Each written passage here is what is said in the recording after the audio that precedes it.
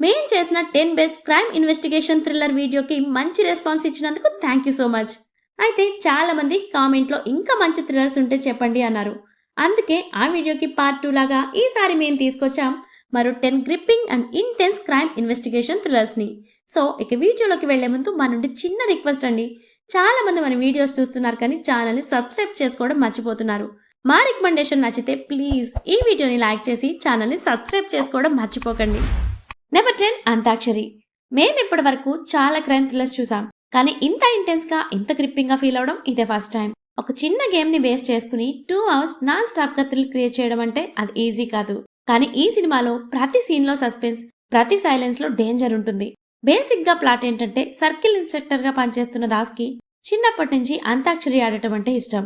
అయితే ఒకరోజు unknown person నుంచి ఒక కాల్ వస్తుంది, తనకిష్టమైన గేమ్ ఆడమని. ఆ తర్వాత ఏమైంది, తన కూతుర్ని ఎందుకు కిడ్నాప్ చేశారు, ఇంతకీ అన్నోన్ పర్సన్ ఎవరు అనేది ఈ మూవీ స్టోరీ.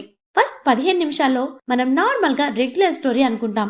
వన్స్ ఆ మిస్టీరియస్ కాల్ వచ్చినప్పటి నుంచి స్టోరీలో రియల్ టెన్షన్ మొదలైద్ది. నెక్స్ట్ ఏం జరుగుతుంది, ఈ గేమ్ ని హీరో కంప్లీట్ చేస్తాడా, ఇలా మనలో చాలా క్వశ్చన్స్ రైజ్ అవుతాయి. మూవీలో ఆ camera work, locations, dark silence and moody almost ఒక క్రైమ్ సీన్ లో ఉన్నట్టు ఫీల్ అవుతాం. మెయిన్ గా క్లైమాక్స్ లో మంచి సస్పెన్స్ బిల్డ్ చేశారు. అయితే చాలా వరకు కొన్ని సబ్ ప్లాట్స్ కంప్లీట్ చేయలేదు. మేబీ పార్ట్ 2లో రివీల్ చేస్తారేమో. మంచి థ్రిల్లర్ చూడాలి అనుకునే వాళ్ళకి ఈ Antakshari must watch. Number 9 Garudan. 2023లో హైయెస్ట్ కలెక్షన్ చేసిన 7th ఫిల్మ్ ఇది. బేసిక్ గా చాలా థ్రిల్లర్స్ లో రొటీన్ క్రైమ్ సీన్స్ ఫార్మెట్ ని ఫాలో చేస్తారు, కానీ ఈ గరుడన్ లో చాలా డిఫరెంట్.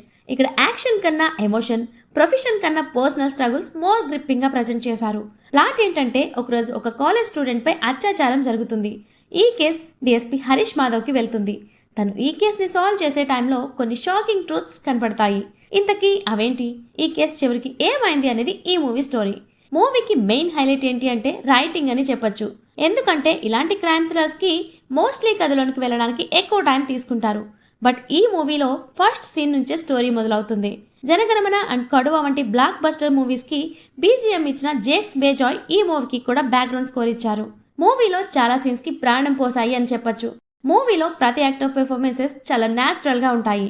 ఎక్స్పెషల్లీ సురేష్ గోపి గారు, బీసు మీనన్ గారు వీళ్ళైతే నువ్వా నేనా అనేలా యాక్టింగ్ చేశారు. వీళ్ళ మధ్య జరిగే ప్రతి సీన్స్ కి క్లాప్స్ కొడతాం, విజిల్స్ వేస్తాం. ఒక క్లాసిక్ థ్రిల్లర్ చూడాలి అనుకుంటే ఈ గరుడన్ మస్ట్ వాచ్. ఫ్యామిలీతో చూడొచ్చు. Number 8 John Luther. Investigation thrillers usually gripping screen ప్లేతో ఆడియన్స్ ని ఎండ్ వరకు ఎంగేజ్ చేస్తాయి.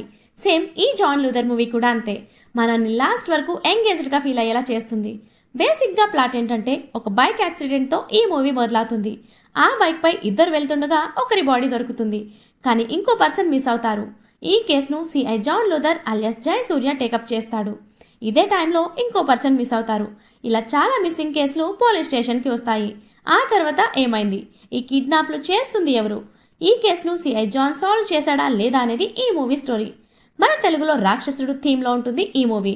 గ్యాప్ లేకుండా ఇన్వెస్టిగేషన్, కొన్ని ఇంట్రెస్టింగ్ ఎలిమెంట్స్తో మూవీ వెళ్తుంది. ఫస్ట్ హాఫ్ ఒక లెవెల్ అయితే సెకండ్ హాఫ్ ఇంకో లెవెల్లో ఉంటుంది. Mostly interval bang and climax next level. అసలు ట్విస్ట్లు మనం ఎక్స్పెక్ట్ చేయలేం. That credit goes to director Abhijit Joseph. తన ఫస్ట్ డెబ్యూ ఫిల్మ్ అయిన మూవీ స్టార్టింగ్లో బైక్ యాక్సిడెంట్ నుంచి క్లైమాక్స్లో ఆ కిల్లర్ని పట్టుకునే వరకు ఎంటైర్ స్టోరీని చాలా ఎక్సలెంట్గా రాసుకున్నారు.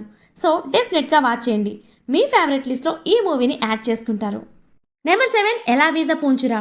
సౌబిన్ షాహిర్ గురించి మన తెలుగు ఆడియన్స్కి కొత్తగా పరిచయం చేయనవసరం లేదు. మంచుమల్ బాయ్స్, ప్రవీణ్ కూడు షాపు వంటి మూవీస్తో మన మనసులో స్పెషల్ ప్లేస్ దక్కించుకున్న బెస్ట్ మలయాళం యాక్టర్.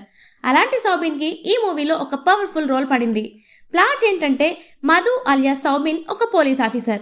కొండపై ఉన్న ఓ హిల్ స్టేషన్లో డ్యూటీ చేస్తూ ఉంటాడు.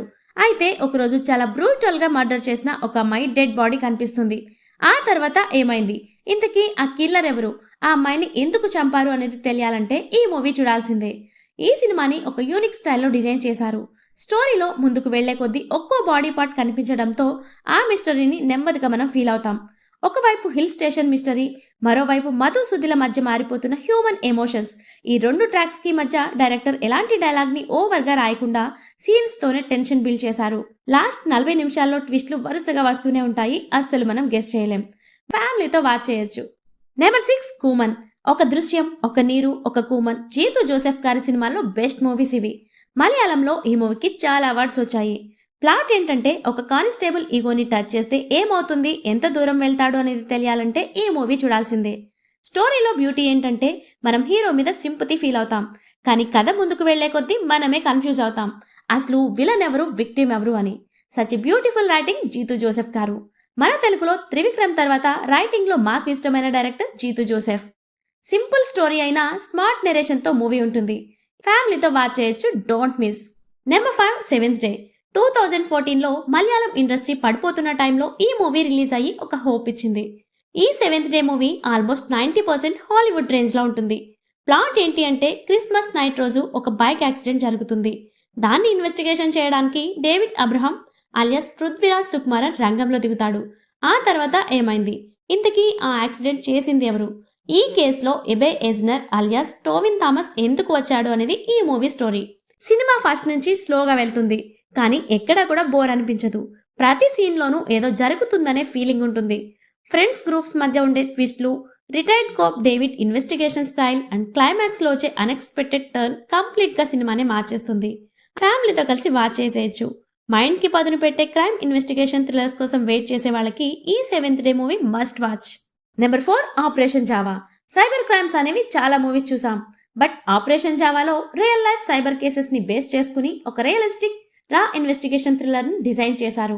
బేసిక్ గా ప్లాట్ ఏంటంటే ఇంజనీరింగ్ కంప్లీట్ చేసుకుని జాబ్ లేని ఇద్దరు గ్రాడ్యుయేట్స్ చుట్టూ ఉంటుంది ఈ స్టోరీ.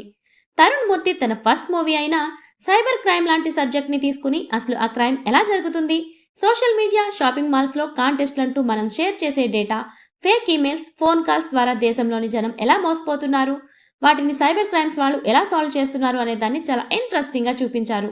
మూవీలో మనకి పెద్దగా స్టార్ కాస్టింగ్ ఏమీ కనిపించదు. స్టోరీ అండ్ స్క్రీన్ ప్లేతో సినిమాని స్టార్ని చేసింది. ప్రేమం ఫ్రేమ్ అయిన మమతా బాయ్జు, సైన్ టామ్ చాకో రోల్స్ హైలైట్స్ గా ఉంటాయి. ఫ్యామిలీతో వాచ్ చేయొచ్చు. Number 3 a violent tale. ఈ సినిమా పేరులోనే ఉంది వైలెంట్ అని, సేమ్ మూవీ కూడా అలానే ఉంటుంది.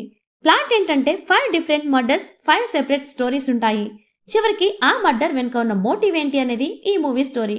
రా విజువల్స్, గ్రిప్పింగ్ స్క్రీన్ ప్లేతో మనం ఆ క్రైమ్ సీన్లో ఉన్నట్టు ఫీల్ అవుతాం. మెయిన్గా ఆ 5 మర్డర్స్ను ఒక్కో మర్డర్ని ఇన్వెస్టిగేషన్ చేస్తూ వేరే మర్డర్కి లీడ్ వెళ్ళడం, అలా మర్డర్స్కి మధ్య కనెక్షన్ చూపించడం చాలా గ్రిప్పింగ్గా రాసుకున్నారు. సీన్ బై సీన్గా ట్విస్ట్ రివీల్ చేస్తూ సస్పెన్స్తో క్లైమాక్స్ వరకు మనల్ని సీట్ ఎడ్జ్లో కూర్చోబెడతారు. మూవీలో ఇన్వెస్టిగేషన్ చాలా వరకు డిఫరెంట్ ఎక్స్పీరియన్స్ ఇస్తుంది. డార్క్ క్రైమ్ థ్రిల్లర్స్ని ఇష్టపడే వాళ్ళకి ఈ violent tale must watch. Number 2 21 grams. ఇది ఒక decent crime investigation thriller. Starring by Anoop Menon, Manasa Radhakrishna, Renji Panicker act చేశారు. ప్లాట్ ఏంటంటే Kerala crime branch DSP Nandakishore చుట్టూ ఉంటుంది స్టోరీ. అంజలి అనే అమ్మాయి ఒకరోజు మర్డర్ అవుతుంది. తనని చూడడానికి అమెరికా నుంచి వచ్చిన వాళ్ళ బ్రదర్ని కూడా సేమ్ ప్యాటర్న్తో మర్డర్ చేస్తారు. అయితే ఈ మర్డర్స్ చేసింది ఎవరు, ఎందుకు చేస్తున్నారు, ఇంతకీ ఆ కిల్లర్ ఎవరు అనేది తెలియాలంటే ఈ మూవీ చూడాల్సిందే. ఇప్పుడు వస్తున్న క్రైమ్ థ్రిల్లర్స్తో ఈ మూవీని కంపేర్ చేయకండి. చాలా స్లోగా మూవీ ఉంటుంది, చాలా పేషెన్స్తో చూడాలి, బట్ కంటెంట్ మాత్రం యూనిక్గా ఉంటుంది. ఓవర్ యాక్షన్ లేకుండా సూటబుల్గా సీన్స్ డిజైన్ చేశారు. కొన్ని సీన్స్ చాలా హైప్ ఇస్తాయి. అండ్ క్లైమాక్స్లో కూడా మంచి ట్విస్ట్తో ప్లాన్ చేశారు. సో 0 ఎక్స్పెక్టేషన్స్తో చూడండి, డెఫినెట్గా నచ్చుతుంది ఈ మూవీ. అండ్ ఫ్యామిలీతో వాచ్ చేయొచ్చు, డోంట్ మిస్. నెంబర్ 1 ఇన్ని ఉత్తరం. మలయాళంలో ఇన్ని ఉత్తరం అంటే ఇంకా సమాధానం ఇవ్వాల్సి ఉంది అనే అర్థం. అదృశ్యం పేరుతో మన తెలుగులో ఈ మూవీని రిలీజ్ చేశారు. బేసిక్గా ప్లాట్ ఏంటంటే జానకి అలియాస్ అపర్ణ బాలమురళి ఒక డాక్టర్గా పనిచేస్తూ ఉంటుంది. ఒకరోజు పోలీస్ స్టేషన్కి వెళ్ళి నేను ఒక హత్య చేశాను అని చెప్తుంది. ఆ తర్వాత ఏమైంది, ఇంతకీ హత్య చేసింది జానకేనా, చివరికి ఏమైంది అనేది ఈ movie story. Lady oriented crime థ్రిల్లర్స్లో ఈ ఇన్ని ఉత్తరం ఒక intense and refreshing movie. Story ముందుకు వెళ్లే కొద్దీ మనలో చాలా క్వశ్చన్స్ రైజ్ అవుతాయి. వాటన్నిటికీ చాలా థ్రిల్లింగ్ ఆన్సర్స్ ఇచ్చారు. మెయిన్గా సినిమాలో అపర్ణ బాలమురళి 1 ఫీమేల్ షో. తన యాక్టింగ్తో సినిమాను ముందుకు తీసుకెళ్లింది. హీరోయిజం లేకుండా గ్రాండెడ్గా ఉన్న పోలీస్ ఇన్వెస్టిగేషన్ చాలా బాగా వర్క్ అయింది. ఒక లేడీ ఓరియంటెడ్ క్రైమ్ థ్రిల్లర్ చూడాలి అనుకునే వాళ్ళకి ఈ ఉత్తరం must watch. So movie lovers, ఈ 10 మూవీస్ని వాచ్ చేయండి. మీ ఫేవరెట్ లిస్ట్లో డెఫినెట్గా యాడ్ చేసుకుంటారు. అలాగే మా రికమెండేషన్ నచ్చితే మీ ఫ్రెండ్స్ అండ్ ఫ్యామిలీ మెంబర్స్కి ఈ వీడియోని షేర్ చేయండి. అండ్ ఇలాంటి సజెషన్ మూవీస్ని మిస్ అవ్వకూడదు అంటే ఈ వీడియోని లైక్ చేసి ఛానల్ని సబ్స్క్రైబ్ చేసుకోండి. నెక్స్ట్ మరొక లిస్ట్తో మళ్ళీ కలుద్దాం. Thanks for watching.